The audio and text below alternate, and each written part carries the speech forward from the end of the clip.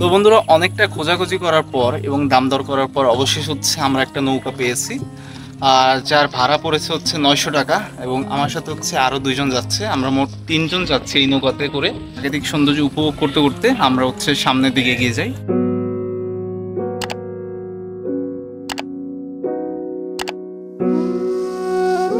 আমাদের আজকের নৌযাত্রার শুরু সকাল 9:30-এ আটগড় নৌঘাট থেকে।